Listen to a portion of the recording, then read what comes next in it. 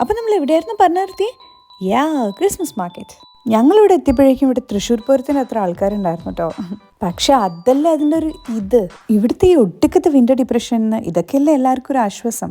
അപ്പം പിന്നെ കുറച്ച് തിരക്കൊക്കെ ആവാം അല്ലേ? നിങ്ങൾക്ക് വേറൊരു കാര്യം അറിയോ? ചിലർക്കൊക്കെ അറിയായിരിക്കും, എന്നാലും ഞാൻ പറയും.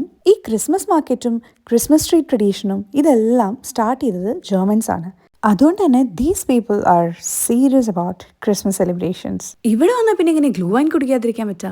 സോ അതൊക്കെ കുടിച്ചിട്ട് വി കണ്ടിന്യൂഡ് അവർ മെയിൻ പരിപാടി, വിച്ച് ഇസ് ഫുഡ് അരി.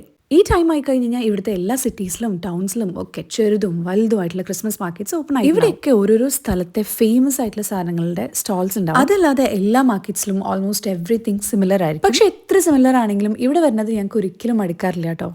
അതുകൊണ്ട് തന്നെ ഓരോ ഇയറിലും ഞങ്ങൾ മാക്സിമം മാർക്കറ്റ്സ് കവർ ചെയ്യാൻ നോക്കും, പല പല സ്ഥലത്തായിട്ട്. നിങ്ങൾ ഈ വീഡിയോ കാണുമ്പോൾ വിചാരിക്കണ്ടാവില്ല ഇവരിവിടെ കഴിക്കാനായിട്ടാണോ വന്നതെന്ന്.